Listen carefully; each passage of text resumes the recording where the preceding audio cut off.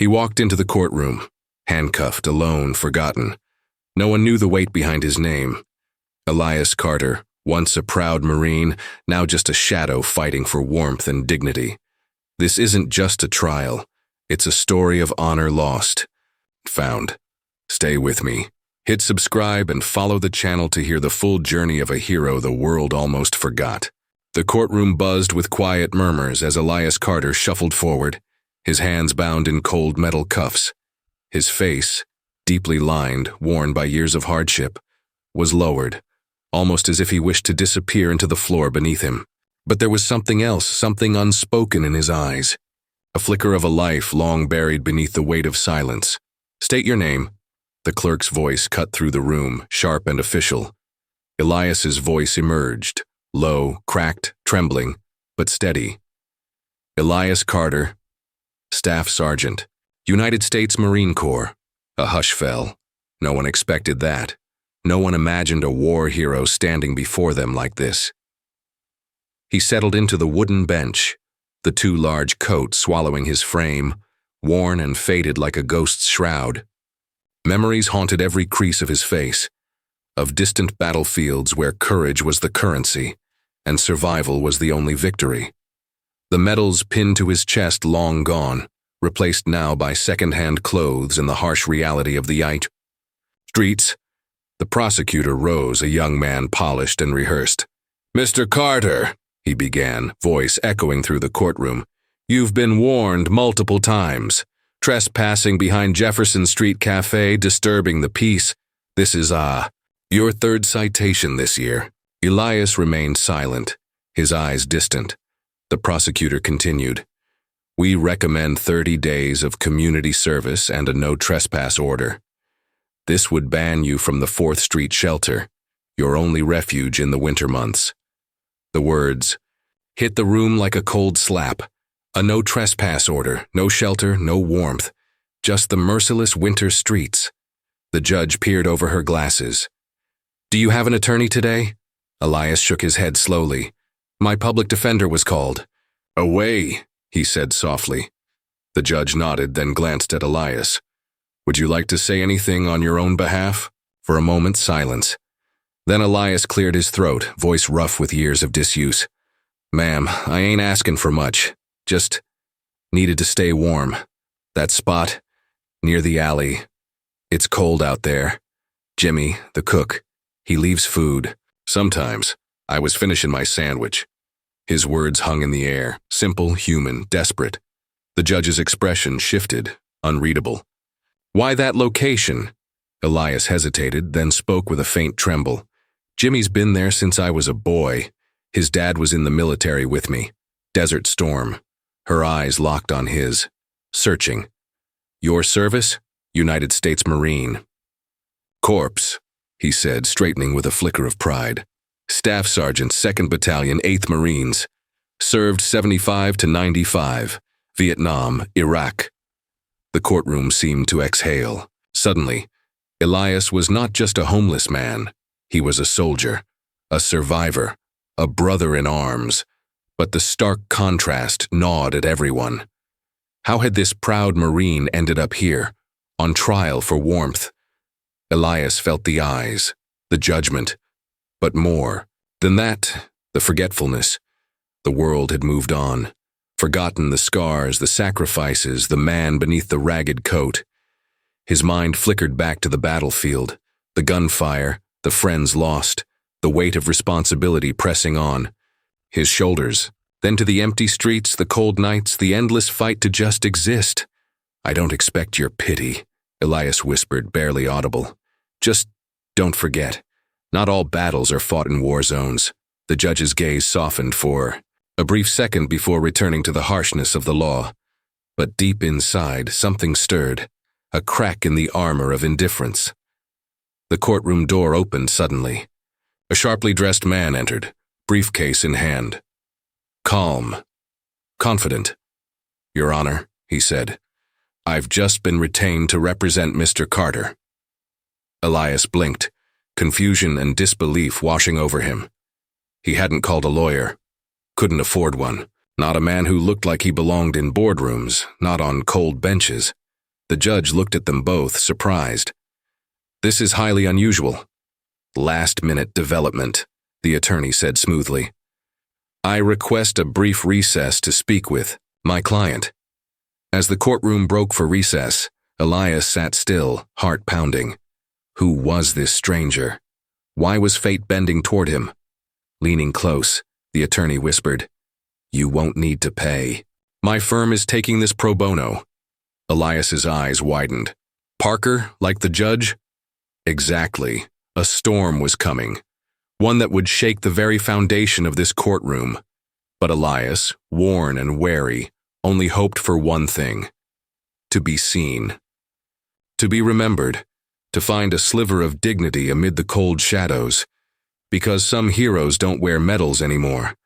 Some fight their hardest battles where no one is watching. And today, Elias Carter's fight was just beginning.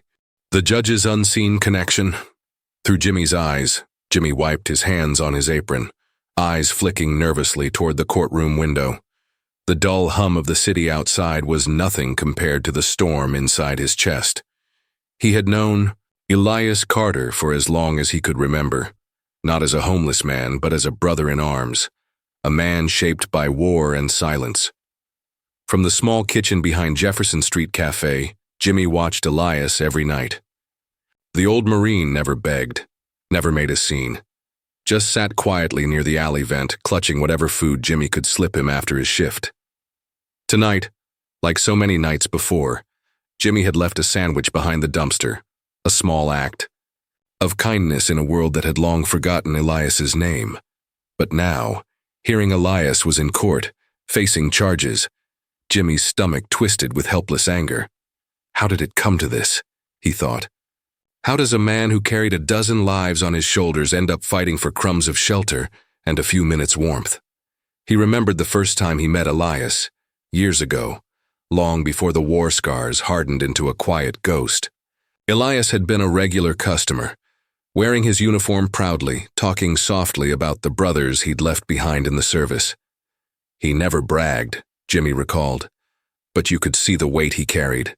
The neighborhood knew Elias was different, a hero unseen, but to some he was just that homeless guy hanging around the cafe, and complaints piled up. The owner wanted him gone. Police had been called more than once. The tension between Elias's dignity and the city's rules was a constant battle. Jimmy's mind replayed the night of the arrest. He had just finished closing when he spotted Elias finishing a sandwich, sitting by the alley as frost crept in. The officer approached, orders sharp and unforgiving. "Move along." But Elias asked quietly, "Can I have 5 more minutes? Just to finish this?" The officer's eyes narrowed. "No, you're trespassing." Jimmy had wanted to step forward, but he stayed silent. Fear and rules had frozen his tongue. Now, as the case unfolded in the courtroom, Jimmy felt the heavy divide between law and compassion. He thought of Elias's battles, not just the war, but the fight with PTSD, the loss of family, the tangled red tape of veterans' benefits gone unanswered. "They don't see the man beneath the coat," Jimmy whispered to himself. Jimmy's role was small, almost invisible, a cook giving sandwiches, but he carried a secret pride in knowing Elias, knowing the man who once charged through gunfire to save others. And now, as the courtroom drama swirled, Jimmy's heart ached. He longed for justice, for recognition, but feared the system would swallow Elias whole again. Outside the courtroom walls, Jimmy silently vowed, this time he wouldn't let Elias fade into the shadows. He wasn't just a bystander. He was a witness, a link to a story the world needed to remember. Jimmy's eyes darkened as he clenched his fists. This isn't just about trespassing, he thought. It's about a man fighting to be seen, and I'll be damned if he's forgotten. The weight of that promise was heavier than any badge or medal. A life written in valor and pain. The courtroom's fluorescent lights buzzed overhead, cold and unforgiving. Elias Carter sat rigidly on the bench, the oversized coat slipping from his shoulders like a faded reminder of a past that no longer fit. Around him, whispers echoed, from the polished prosecutor to the murmuring spectators, but none knew the battles that scarred the man before them. Inside, Elias felt the weight of years pressing down, heavier than the metal cuffs that bound. His wrists, how did I get here? He thought, his mind racing back across decades. The roar of gunfire, the heat of the desert sun, the faces of brothers lost to war. He clenched his jaw, fighting the tide of memories. The first deployment, Vietnam, a young Marine thrown into chaos, clutching his rifle and prayers. The screams, the dust, the haunting silence afterward. Then Iraq, a different war, a different pain.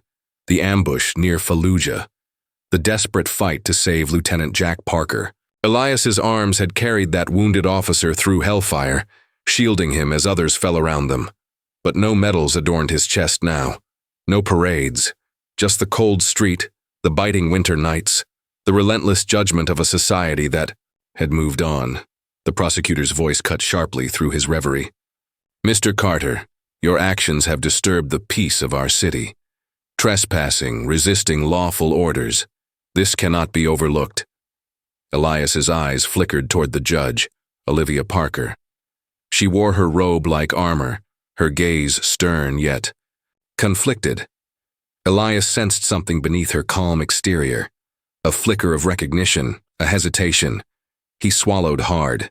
The public defender had been pulled away last minute, leaving him vulnerable, alone against the tide. But then came Alexander Ross, the unexpected attorney. The sudden hope. Yet even hope felt fragile, like a candle flickering in a storm. As Ross quietly conferred with Elias during the recess, the old Marine's voice dropped to a whisper. I don't have the money for this. Ross shook his head, steady. You won't need it. My firm's taking the case pro bono. We're here to fight, not just for your freedom, but for your dignity. Elias blinked, disbelief mixing with cautious relief. But the courtroom outside was a different war zone. Back inside, the prosecutor pressed on, relentless. 3 citations this year alone. The law is clear. Yet the stories he ignored, the sandwich slipped behind the cafe, the cold nights, the invisible wounds that left Elias adrift, all unheard. Elias's throat tightened as he remembered nights spent curled against cold bricks, hands numb, breath visible in the frigid air. Nights when the streets offered no mercy. Is this my sentence? He wondered bitterly, punished for surviving. The judge's voice broke the tension. Mr. Carter, can you explain why you've been found in these locations repeatedly? Elias hesitated, then spoke, voice rough but steady. Ma'am, I wasn't looking for trouble. Just trying to stay alive. The shelter's full. The cold don't care who you are. A murmur rippled through the room. Judge Parker adjusted her glasses, eyes narrowing. Did you serve in the military? The question hit Elias like a lifeline and a burden all at once. Yes, ma'am. United States Marine Corps. Staff Sergeant. 75 to 95. The courtroom grew still. Memories resurfaced in Elias's mind. The names, the faces, the sacrifices. But alongside pride came pain. The sacrifices made invisible. Ross stood, voice calm but firm. Your Honor, Mr. Carter's service is not just relevant, it's crucial.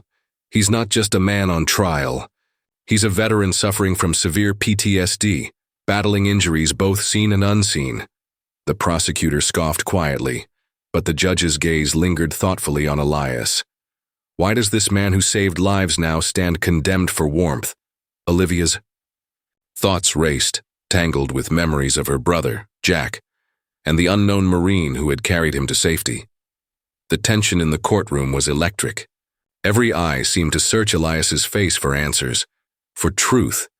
Elias swallowed a lump in his throat. I lost a lot, he whispered to himself. Family, friends. My mind. The judge's voice softened. Mr. Carter, have you received medical care? Support for your condition? I tried, Elias said quietly. But the system, it's broken. Lost paperwork, red tape. Wife left when I couldn't provide. Job gone. Then the streets. Silence filled the room. A single tear escaped Elias's eye, quickly wiped away. He sat straighter, resolve hardening.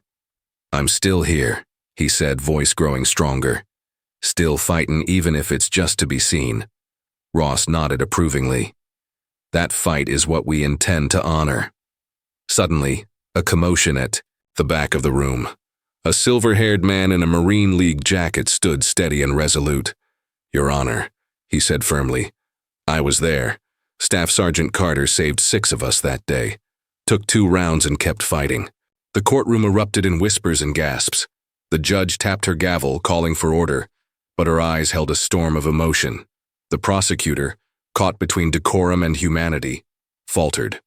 "Your Honor," he said carefully, "while Mr. Carter's service is commendable, it is irrelevant to these charges." Judge Parker's voice cut sharply. "This court disagrees. His service defines him." The courtroom paused, the scales of justice tipping toward compassion. Elias felt a strange warmth, not from clothes or shelter, but from recognition. The weight of invisibility began to lift, if only slightly. Maybe, he thought, someone still remembers. The judge's eyes met Elias's. For the first time, truly met him. "Mr. Carter," she said softly, "there are matters beyond this case we need to discuss." Elias nodded, uncertain but hopeful. Outside the courtroom, the cold waited, but inside, a quiet battle was being won. Redemption and remembering. The courtroom had fallen silent, the air thick with emotions too heavy to be spoken aloud. Judge Olivia Parker's voice, usually steady and commanding, trembled as she delivered her decision. "All charges against staff Sergeant Elias Carter are hereby dismissed permanently." A single sharp knock of the gavel echoed like a heartbeat. The weight of decades of pain, sacrifice, and neglect lifted in that moment, not by law alone, but by recognition. Recognition long overdue. Elias sat frozen, disbelief and relief, battling in his eyes. Around him, the room rose to its feet. Veterans in worn jackets, civilians with tear-filled eyes, even the prosecutor, all united in a salute to the man who had carried their collective past. For the first time in years, Elias felt seen. But the courtroom drama did not end there. Colonel James Matthews stepped forward, a solemn figure clad in his uniform. Beside him, a young corporal carefully opened a wooden case.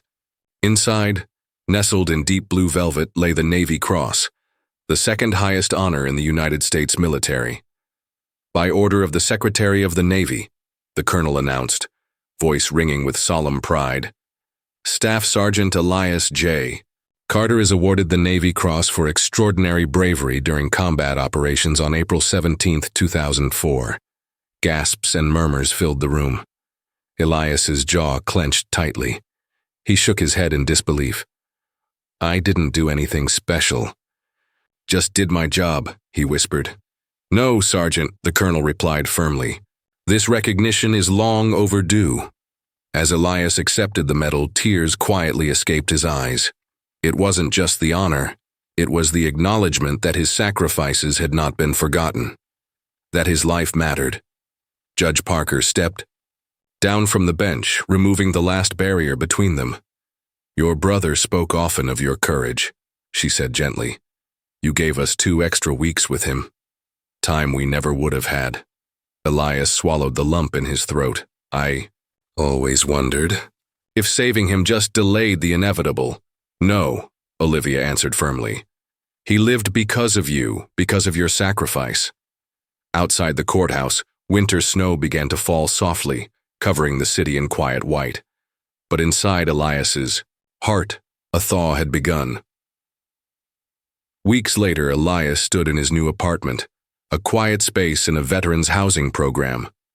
The walls were bare except for one frame holding his newly awarded Navy Cross, flanked by medals he thought were lost forever. Alexander. Ross sat nearby, unfolding letters carefully tied with a worn ribbon. "These are from Jack," Olivia said, her voice steady but full of emotion. "He wrote these while deployed. He spoke of you." Elias's hands trembled as he read aloud.